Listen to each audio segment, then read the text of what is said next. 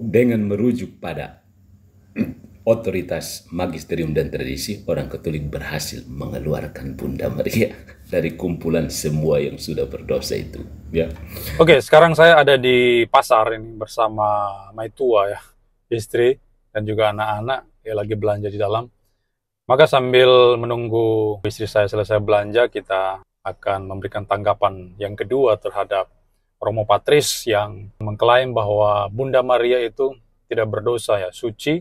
Dan saya sudah memberikan tanggapan yang pertama dan membuktikan berdasar Roma pasal 3 ayat 23 bahwa semua manusia itu adalah berdosa, sehingga Bunda Maria itu juga adalah orang berdosa.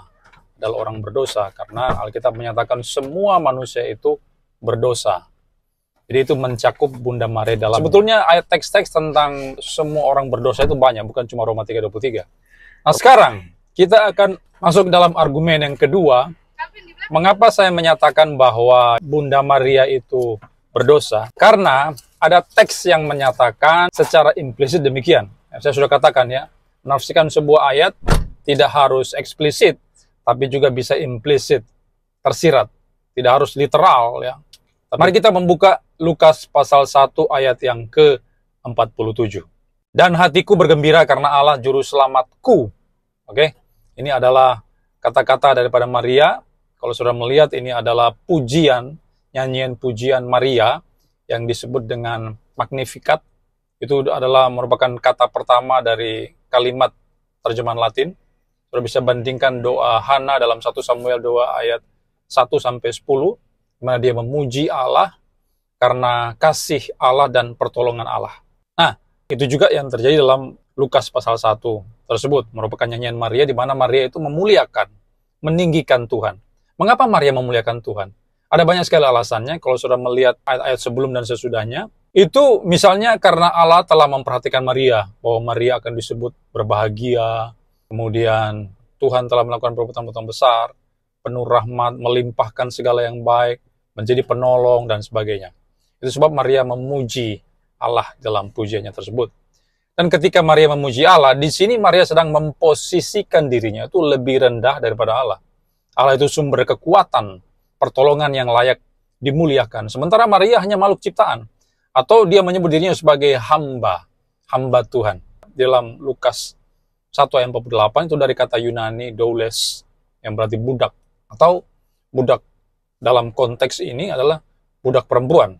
Maria menganggap dirinya sebagai budak ya. Jadi yang pertama, Maria itu bukan Tuhan, bukan Allah, tetapi makhluk ciptaan atau hamba atau budaknya Allah yang kemudian dia memuji, memuliakan Allah.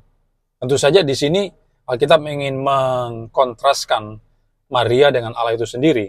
Allah adalah pusat objek penyembahan, sedangkan Maria adalah si penyembah itu, si pemuji Allah itu. Ini yang pertama ya. Posisi Maria itu tidak setara dengan Allah.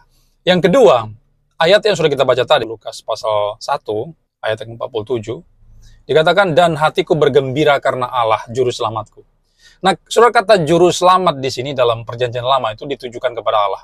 Dan Allah merupakan juru selamat dari umatnya. Saudara bisa melihat Yesaya 25 ayat 9, 33 ayat 22. Nah, sekalipun mungkin para tokoh perjanjian lama beranggapan bahwa dia itu terutama juru selamat penindasan politis. Tetapi Lukas kemudian memperluas konsep itu dan mencatat Yesus adalah juru selamat dari dosa. Ketika di PL mencatat Allah adalah juru selamat, maka perjanjian baru menyatakan secara spesifik bahwa Yesuslah yang dimaksudkan itu.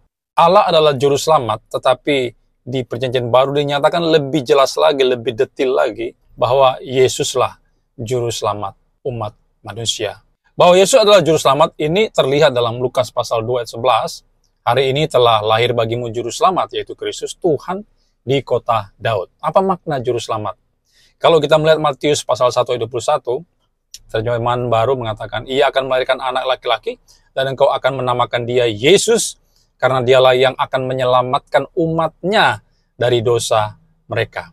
Jadi, juru selamat yang dimaksudkan itu dikaitkan dengan dosa. Maka saat Yesus dinyatakan sebagai juru selamat, berarti Yesus akan menyelamatkan atau membebaskan umatnya dari belenggu dosa. Itu artinya juru selamat. Itu sebab Matius pasal 1 ayat 21 menyatakan Yesus itu akan dilahirkan dan akan menyelamatkan umatnya dari dosa mereka. Jadi juru selamat terkait langsung dengan dosa. Jadi kalau dikatakan Yesus sebagai juru selamat, berarti Yesus akan menyelamatkan atau membebaskan umatnya dari belenggu dosa. Selain itu, Alkitab mencatat Yesus adalah Allah. Maka ketika Maria mengatakan Allah adalah juru selamatnya, maka di sana Maria sedang memproklamirkan bahwa dia membutuhkan juru selamat atas dosa-dosanya itu. Maka ketika Maria menyatakan bahwa Allah adalah juru selamatnya, berarti secara tidak langsung dia mengatakan dia adalah orang berdosa dan dia butuh penyelamat, dia butuh pembebas dari semua dosa-dosanya itu. Faktanya Yesus adalah Allah dan Yesus adalah juru selamat. Sehingga Maria rupanya membutuhkan Yesus Kristus yang adalah Allah dan juru selamat itu.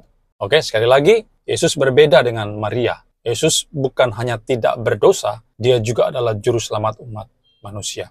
Dan karena Maria berdosa, sehingga dia bisa mengeluarkan kata-kata bahwa Allah adalah juru selamatnya. Dengan demikian, klaim dari Katolik Roma dan Romo Patris Allegro bahwa Maria tidak berdosa, bebas dari dosa asal original sin, dan dosa aktual perbuatan perilaku, itu tidak benar. Karena rupanya Maria butuh juru selamat. Sekali lagi, Maria butuh juru selamat. Itu sebab dia mengatakan Allah juru selamatku. Jikalau Maria suci, bebas, tanpa noda dosa, maka tidak mungkin dia mengucapkan kata-kata di Lukas 1 ayat 47 itu. Sehingga kesimpulannya bahwa Maria adalah orang yang berdosa dan sekali lagi membutuhkan juru selamat, yaitu Yesus Kristus, untuk membebaskannya dari semua dosa yang ada padanya. Ada dua dosa tadi saya katakan ya, dosa asal dan dosa aktual. Dan itu tidak hanya merujuk kepada Maria, itu juga berlaku untuk semua orang di dunia. Tidak peduli dia uskup ataupun paus di Roma sekalipun, termasuk saya, termasuk pendeta MYM, termasuk Romo Patris Allegro. Semua kita membutuhkan juru selamat. Karena jika saudara dan saya menolak Yesus Kristus sebagai Tuhan dan juru selamat, pembebas dari semua dosa-dosamu yang berjubel-jubel itu, dosa saudara berapa ya? Saya pernah bertemu dengan seorang teman yang dia mengatakan, dosa saya kok kelihatannya kok enggak seberapa, dia bilang.